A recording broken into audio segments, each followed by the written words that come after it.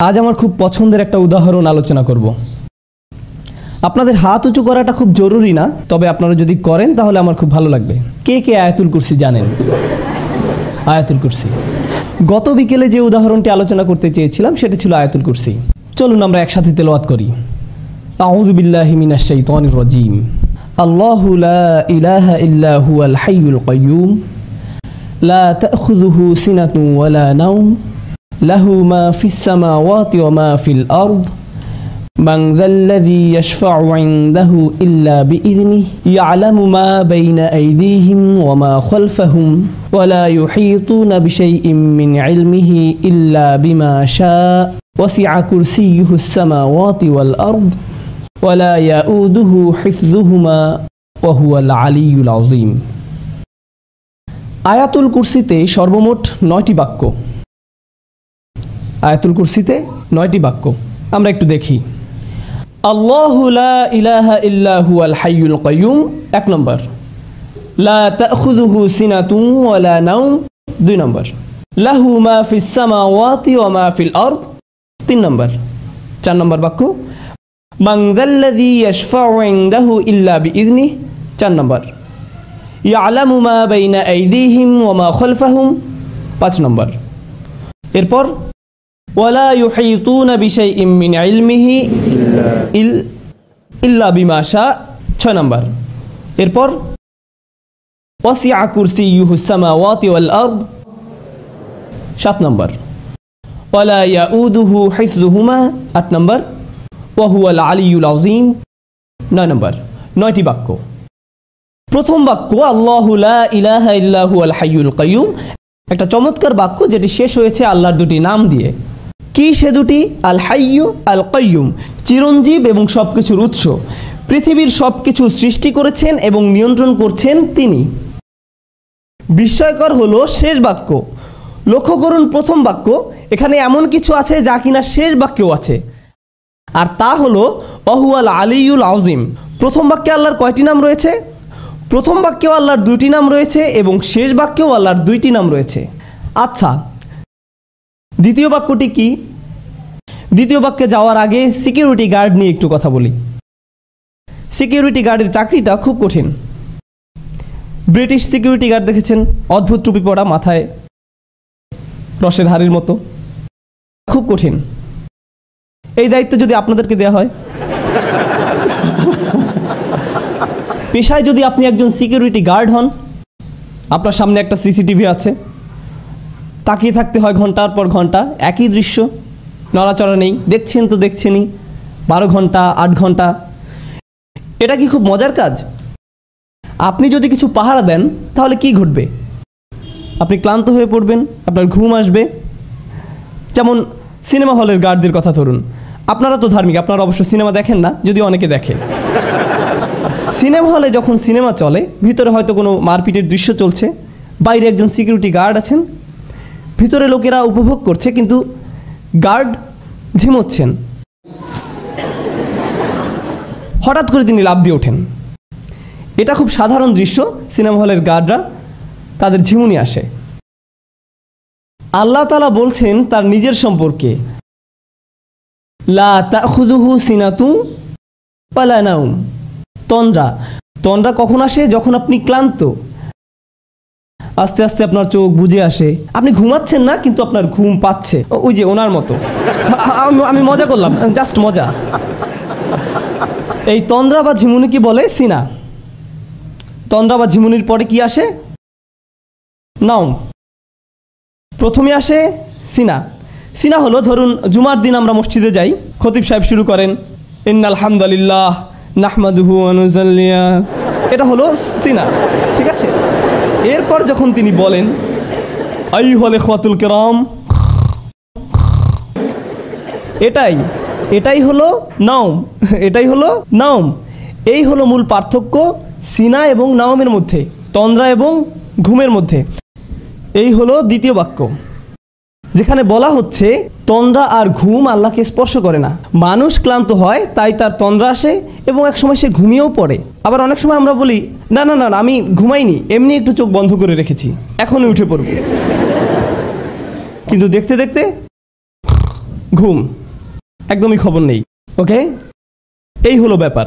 সিনা বা তন্দ্রা নিয়ে আমার খুব ভালোই অভিজ্ঞতা আছে, কারণ পেশায় আমি একজন শিক্ষক। সুতরাং আপনিও যদি শিক্ষকতা করেন তাহলে আপনার ঘুমবিদ্যা বা ঘুম বিজ্ঞানের উপরে মোটামুটি একটা পিএইচডি হয়ে যাবে, কারণ সামনে থেকে আপনি সব ছাত্রের চেহারা দেখতে পান।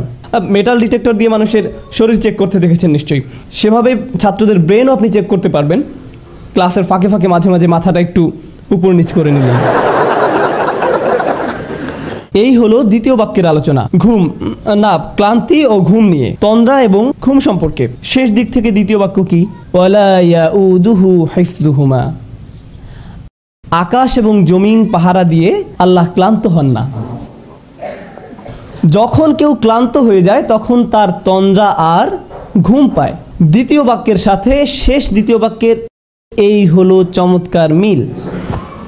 লা তাখুযুহু সিনাতু ওয়ালা নাওম ওয়ালা ইয়াউদুহু হিফযুহুমা। আল্লাহ বলছেন লাহু মা ফিস সামাওয়াতি ওয়া মা ফিল আরদ, আসমান এবং জমিনে যা কিছু আছে সব তিনি নিয়ন্ত্রণ করেন। এই বিষয়ে কথা বলার আগে দুটি বাক্য, আল্লাহর দুটি নামের মধ্যে পার্থক্য বুঝতে হবে, মালিক এবং মালিক। আল্লাহর দুটি নাম মালিক ও মালিক, দুটি শব্দের মধ্যে পার্থক্য ধরতে পারলে আয়াতটা বুঝতে সহজ হবে, এই জন্যই বলা। মালিক শব্দের অর্থ অধিকারী, মালিক অর্থ অধিকারী, আর মালিক শব্দের অর্থ আগে একবার বলেছিলাম, মালিক অর্থ রাজা। রাজা আর অধিকারীর মধ্যে কোনো পার্থক্য আছে? আছে। আপনি আপনার কলমের মালিক, কিন্তু আপনি বলেন না যে আমি এই কলমের মহান রাজা। আপনি এমনটা করেন না, কারণ আপনি জানেন এটা একটি হাস্যকর কথা। বুঝতে পেরেছেন? মালিক হয় ছোট জিনিসের। আপনি হতে পারেন গাড়ির মালিক, কম্পিউটারের মালিক, মোবাইলের মালিক, কিন্তু আপনি এর রাজা নন। রাজত্ব শব্দ ব্যবহার হয় বড় কিছু বোঝাতে। এখানে আরেকটা সমস্যা, মালিকানা ব্যবহার হয় সম্পত্তির ক্ষেত্রে, এর ব্যবহার সম্পত্তির ক্ষেত্রে, কিন্তু রাজত্ব এমন নয়। আপনারা জানেন রাজা একখণ্ড জমি বা একটা গাছের উপর রাজা নন, তিনি একটি ভূখণ্ডের বসবাসকারী মানুষের রাজা। রাজত্ব একটা দেশের মানুষকে নিয়ন্ত্রণ করার জন্য, আর মালিকানা ব্যবহৃত হয় সম্পদের জন্য, দুইটা ভিন্ন জিনিস। এখন আল্লাহ বলছেন লাহু মা ফিস সামাওয়াতি ওয়া মা ফিল আরদ, আকাশ জমিনে যা কিছু আছে সব কিছুর মালিক তিনি। এখানে কিসের কথা বলা হয়েছে? মালিকানার কথা। এই বাক্যটা মালিকানা সম্পর্কিত, আর মালিকানা হয় ছোট জিনিসের, তার মানে প্রত্যেকটা ক্ষুদ্র জিনিসের মালিক আল্লাহ। ওকে, শেষ দিকের 3 নম্বর বাক্যটি কি কারো মনে আছে? ওয়াসিআ কুরসিয়ুহুস সামাওয়াতি ওয়াল আরদ, তার রাজত্ব কর্তৃত্ব আসমান জমিনের সব জায়গায়।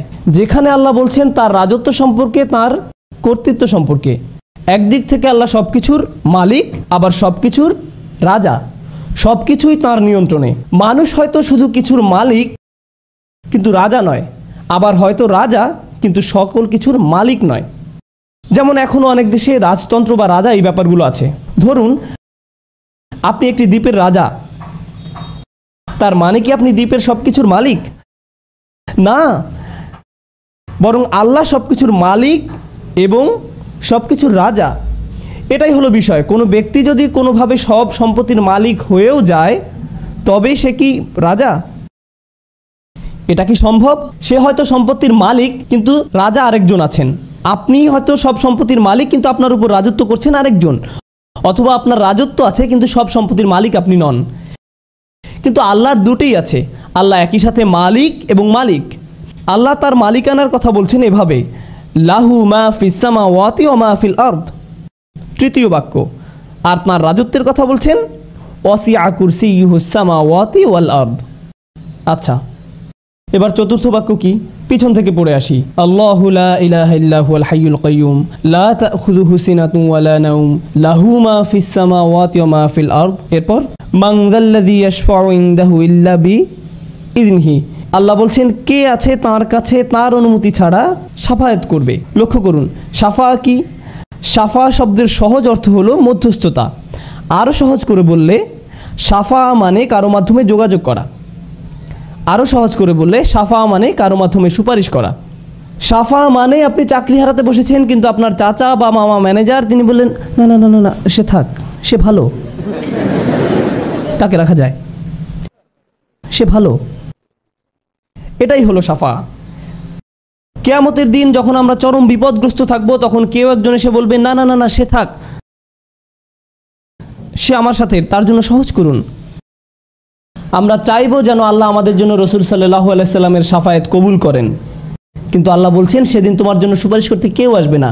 তোমার চাচা, তোমার ভাই, তোমার বাবা, তোমার মা, অফিসের বস, কেউ না। কেউ বলবে না আল্লাহ সে ভালো, সে থাক। কেউ আসবে না, কেউ না। এখন তো এমন করার সুযোগ আছে যে তুমি আমার লোক, এই নাও ভিআইপি পাস, তুমি চলে যাও। না না না না না, সেদিন এই সুযোগ থাকবে না, কোনো ভিআইপি টিকিট থাকবে না। একমাত্র ব্যতিক্রম হলো যদি আল্লাহ কাউকে অনুমতি দেন। সুতরাং এই বাক্যে বলা হচ্ছে কারো কোনো ক্ষমতা নেই সুপারিশ করার যতক্ষণ না আল্লাহ তাকে অনুমতি দেন। কেউই সুপারিশ করতে পারবে না, কিন্তু একটু ব্যতিক্রম আছে। সেই ব্যতিক্রমটাই হচ্ছে গুরুত্বপূর্ণ। সেই ব্যতিক্রমটা হলো কি, যদি আল্লাহ অনুমতি দেন। বুঝা গেল? আচ্ছা, ওয়ালা ইউহিতুনা বিশাইইম মিন ইলমিহি, তারা কিছুই জানে না, তারা তার জ্ঞানের পরিধির কিছুই জানে না, ইল্লা ছাড়া, বিমা শাআ। চতুর্থ এবং ষষ্ঠ বাক্য দুটোই হলো আল্লাহর ঘোষণা এবং ব্যতিক্রম হিসাবে তার দেয়া সুযোগ সম্পর্কে। তার ঘোষণা হলো কারো সুপারিশ করার ক্ষমতা নেই, কিন্তু ব্যতিক্রম হলো যাকে আল্লাহ অনুমতি দেন। তাদের কোনো জ্ঞান নেই, কিন্তু ব্যতিক্রম হলো যাকে তিনি জ্ঞান দিতে চান সে। অন্যথায় তারা কিছুই জানে না। ওয়ালা ইউহিতুনা বিশাইইম মিন ইলমিহি ইল্লা বিমা শাআ। চতুর্থ আর ষষ্ঠ বাক্যের এই হলো চমৎকার মিল। প্রথম আর নবম বাক্য, দ্বিতীয় আর অষ্টম, তৃতীয় আর সপ্তম, চতুর্থ আর ষষ্ঠ। কি বাকি আছে? মধ্যের বাক্য। তিনি বলছেন ইয়ালামু মা বাইনা আইদিহিম ওয়া মা খালফাহুম। তিনি বলছেন তিনি মানুষের সামনে এবং পেছনে যা আছে সব জানেন। তিনি জানেন আয়াতের পেছনে যা ছিল এবং সামনে যা আছে। তিনি আয়াতের মাঝখানে এই বাক্যটা দিলেন আর বলছেন সামনে পেছনে যা আছে আমি জানি। কে এভাবে বলতে পারেন? কে পারেন? সুবহানাল্লাহ। এভাবেই আল্লাহ তার কথা বলেন, এভাবেই আল্লাহ তার বক্তব্য তুলে ধরেছেন। কেন আমরা বুঝতে পারি না? সমস্যাটা কোথায়? কারণ আমরা কোরআনকে একটা সাধারণ বইয়ের মতো পড়ে যাই, আমরা একটা সাধারণ লেখার মতো পড়ে যাই। আমরা গণনা করি 1 2 3 4 5 6 7 8 9। সাহাবায়ে কেরামরা কি এমনটা করেছেন? নাকি রাসূল সাল্লাল্লাহু আলাইহি ওয়াসাল্লাম তাদেরকে বলেছেন লক্ষ্য করো বাক্য নম্বর 1, বাক্য নম্বর 9, 2 নম্বর আর 8 নম্বর, 3 নম্বর আর 7 নম্বর? না, কারণ তিনি শুধু কোরআন বলে গেছেন, বক্তব্যের মতো তিনি শুধু কোরআন বলে গেছেন। আজ আমরা এটা দেখতে পাই যখন সাহাবায়ে কেরামরা এটা লিখে গেছেন। কোরআন সকল বক্তব্যের চেয়ে সম্পূর্ণ নির্ভুল, এমনকি এটা বক্তব্য হওয়া সত্ত্বেও। আর কখন ভুল হওয়ার সম্ভাবনা বেশি থাকে? কিছু লিখলে না বললে। একবার কিছু লিখে ফেললে আর সেটা ফেরানোর উপায় নেই। যেমন ইউটিউবে একবার কিছু আপ করে ফেললে যা হয় আর কি। ধরুন যদি আপনি কাউকে একটা খারাপ মেইল লিখলেন, এরপর পাঠানোর আগে ভাবলেন এটা পাঠানো ঠিক হবে কি না, এরপর ঈদ মুবারক লিখে পাঠিয়ে দিলেন। একবার সেন্ড করে দিলে আর ফেরাতে পারবেন না। পাঠিয়ে দিলেন তো দিলেনই, এরপর আর পাল্টানোরও সুযোগ নেই বা ফেরানোরও কোনো সুযোগ নেই। আল্লাহ সুবহানাহু ওয়া তাআলা কোরআনকে লিখিত অবস্থায় নাজিল করেননি, তিনি এটা বক্তব্য আকারে নাজিল করেছেন। এটা বক্তব্য আকারে নাজিল করেছেন। আপনারা জানেন আমি ভাষাবিদদের সাথে কথা বলেছিলাম, অমুসলিম ভাষাবিদ। তারা এটা বিশ্বাস করতে অস্বীকার করেছে যে কোরআন বক্তব্য। তারা অস্বীকার করেছে, বলেছে অবশ্যই এটা লিখিত। আমি বললাম হ্যাঁ এটা লিখিত, তবে পৃথিবীতে না, এটা লাওহে মাহফুজে লিখিত আছে। কিন্তু রাসূলুল্লাহ সাল্লাল্লাহু আলাইহি ওয়াসাল্লামের উপর নাজিল হয়েছে বক্তব্য আকারে। যেটা শুনবে সে বিশ্বাস করতে বাধ্য যে এটা মানুষের বক্তব্য হতে পারে না। বারাকাল্লাহু লি ওয়া লাকুম। আসসালামু আলাইকুম।